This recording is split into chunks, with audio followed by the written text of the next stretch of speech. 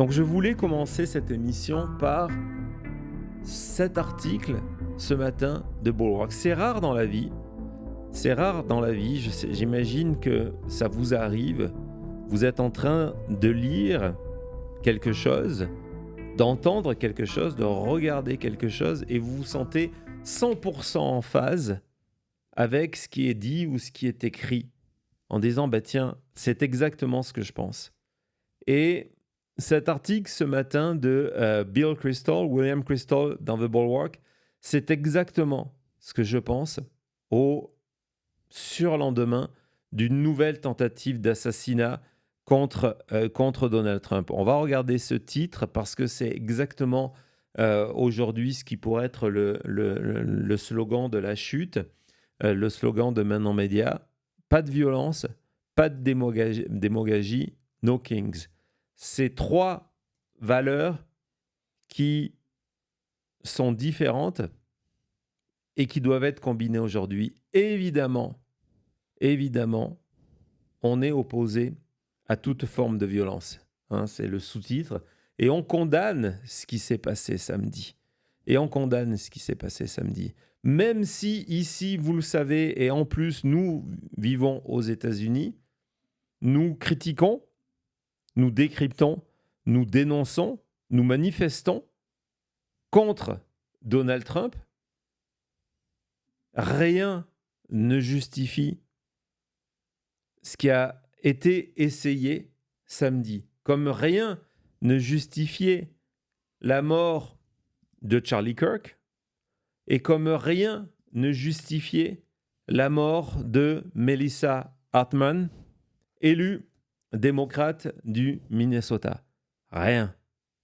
Mais nous condamnons aussi, nous dénonçons et nous allons continuer à le faire toutes ces tentatives d'exploiter ce qui s'est passé samedi soir, de prendre un événement grave et de se dire, de cet événement grave, je vais transformer tout ça en quelque chose qui sert mes intérêts.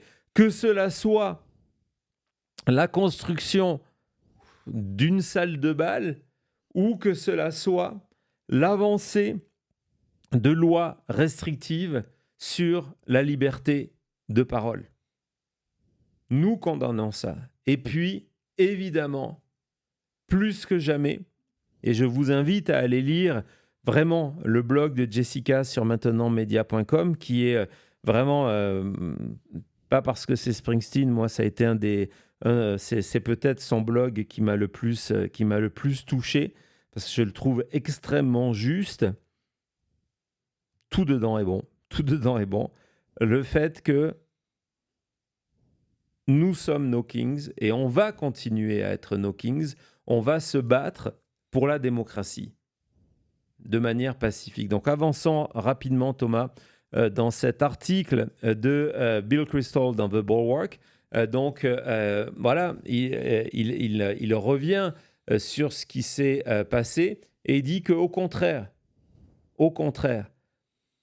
nous devons être fiers. Alors qu'on est en train de vous pointer du doigt, on va voir que ce matin, tiens, on fait une petite parenthèse là-dessus, la Maison-Blanche, évidemment, qui est en phase complète de cette espèce de démagogie, a publié un message qui est une tentative d'étouffer toute forme d'opposition en expliquant que c'est assez. Regardez le message. Enough is enough. Ça suffit.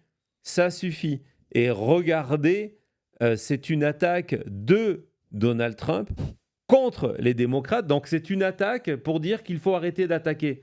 On voit, on est dans de la projection. Et donc je trouvais que c'était super important cet article de Bulwark qui rappelait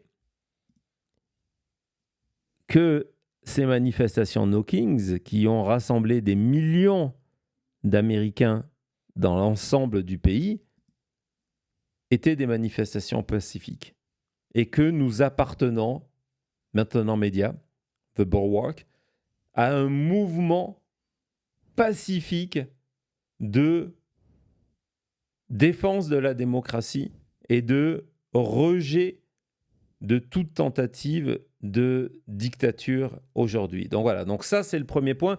Et je ne sais pas ce que tu en penses, Thomas, par exemple.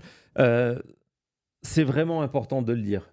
C'est vraiment important de le dire qu'on est extrêmement fiers que ce qui s'est passé dimanche, ce qui s'est passé samedi, ne nous fait pas changer un iota de notre positionnement. Bien sûr, non, et c'est pour ça aussi que c'est tellement frustrant. Je vois dans le chat, vous êtes énervé aussi de voir ce genre de message publié par la Maison-Blanche ou de voir du même style quelqu'un qui est censé être une journaliste sérieuse sur un plateau sérieux parler à Jamie Raskin, qui est un élu, à dire mais vous ne pensez pas en fait que peut-être la rhétorique des démocrates me dit mais quelle rhétorique? On est le parti qui critique celui de la haine.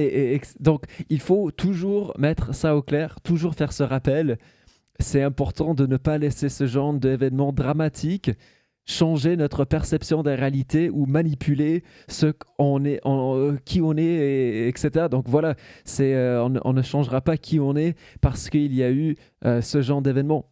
Non, et justement, on verra que, je pense en conclusion de cet article, il y a peut-être la phrase, on va y revoir dans quelques secondes, on va avancer dans l'article de manière chronologique, la phrase qui est, pour moi, une des plus importantes de la justification de notre, mais aussi, je le sais, de votre positionnement dans cette lutte pour protéger la démocratie, qu'elle soit aux États-Unis, qu'elle soit au Québec, qu'elle soit en France, qu'elle soit en Belgique, qu'elle soit dans vos pays.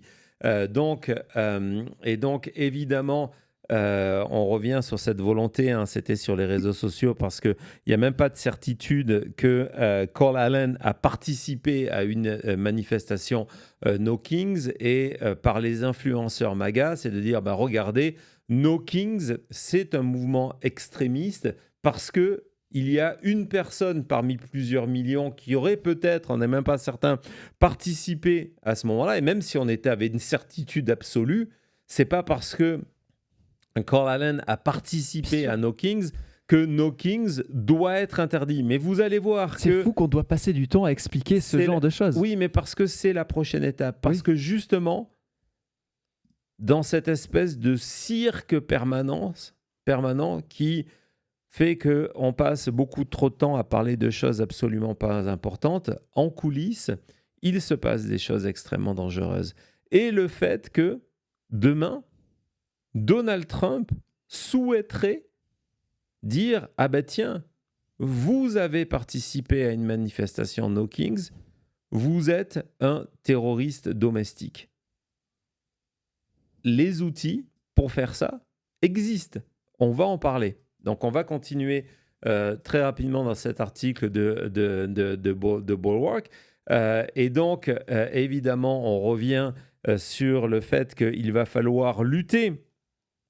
Il va falloir lutter de manière importante sur ces tentatives qui ont lieu. C'est pour ça qu'on prend ce temps à le faire, parce que il y a cette volonté en termes de récupération. Donc, luttons contre ça. Continuons, Thomas.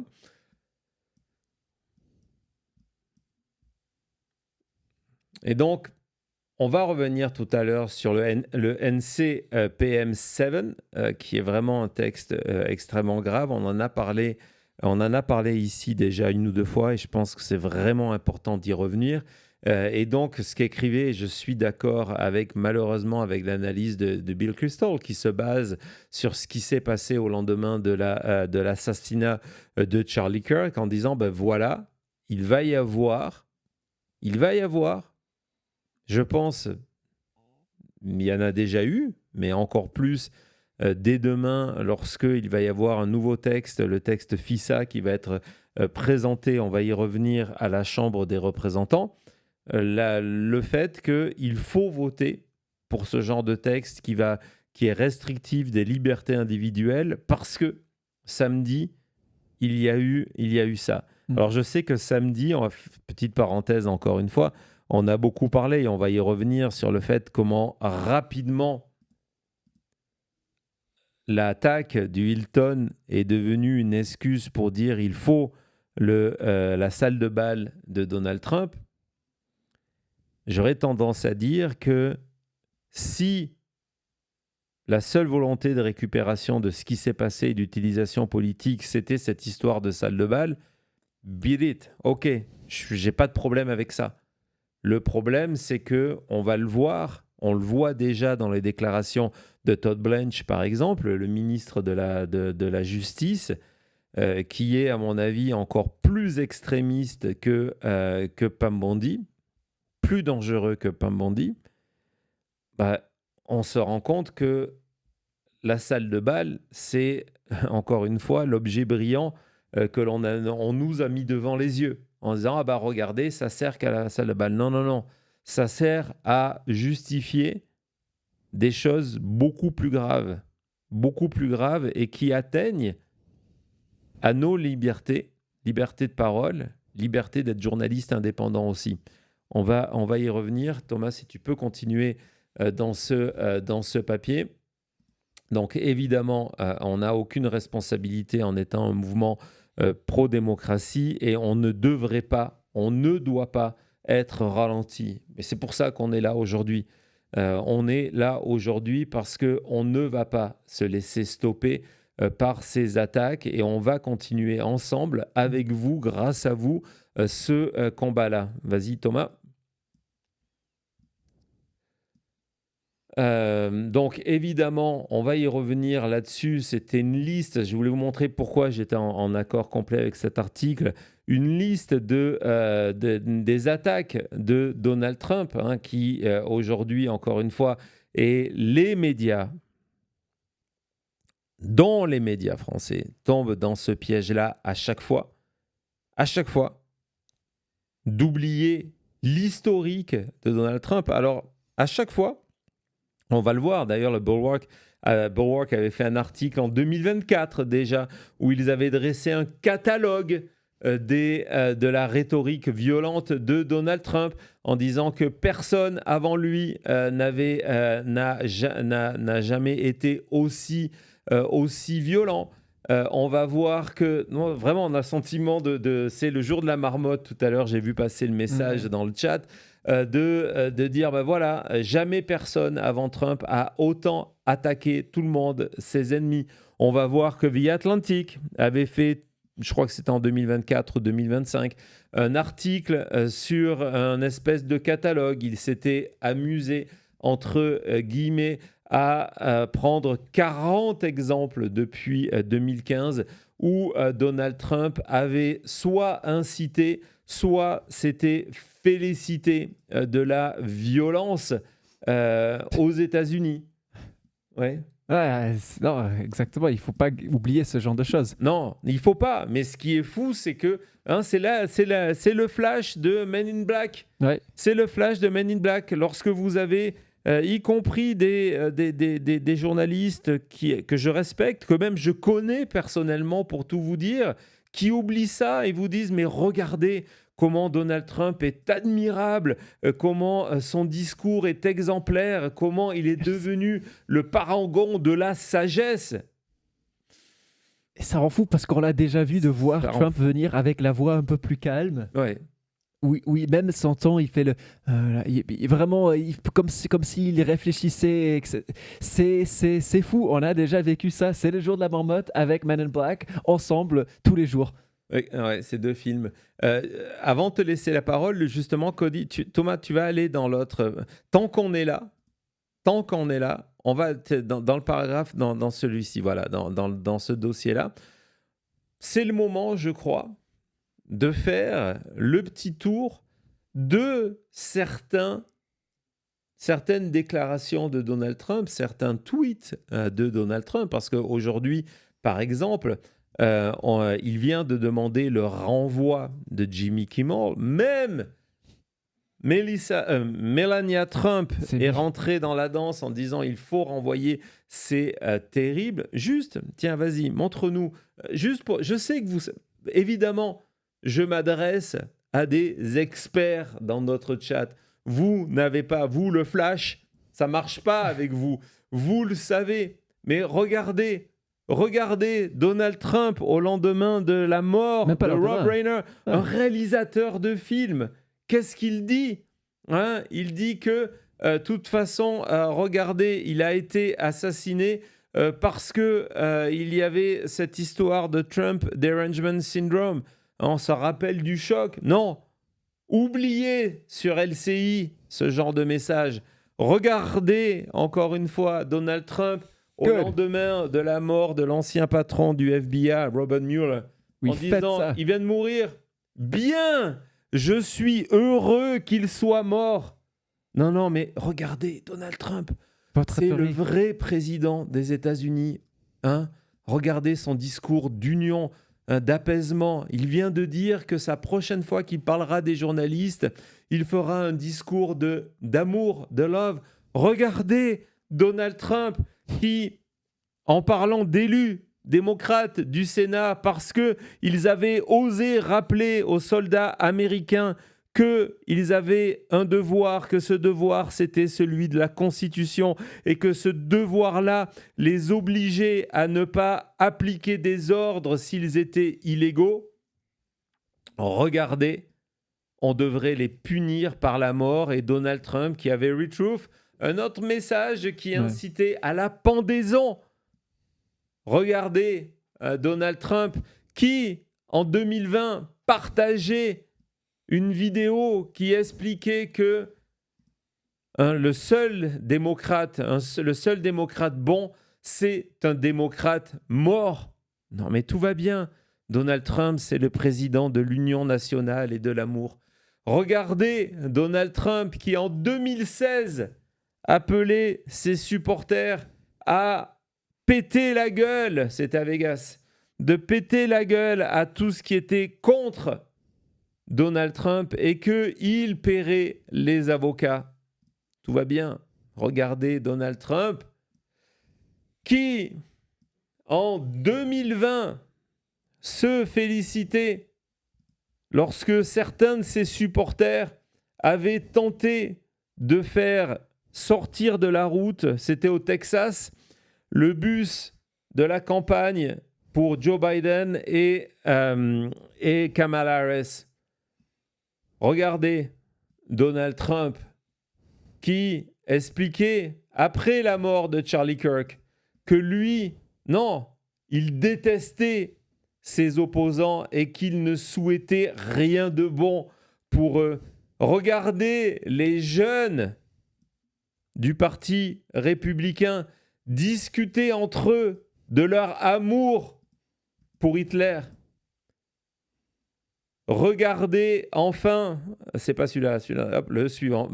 Regardez enfin Donald Trump appelant à la destruction d'une civilisation au complet. All civilization will die tonight. Regardez Donald Trump. Et là, il y en a plusieurs, vas-y. L'autre n'est pas dans le bon dossier. Regardez Donald Trump qui suggérait que son propre chef de son état-major, parce qu'ils avaient refusé de tirer sur les manifestants en 2020, qu'en fait, il méritait la mort. Et puis, vous avez vu, maintenant, vous allez regarder et vous allez entendre Donald Trump à travers les temps. Vas-y, Thomas.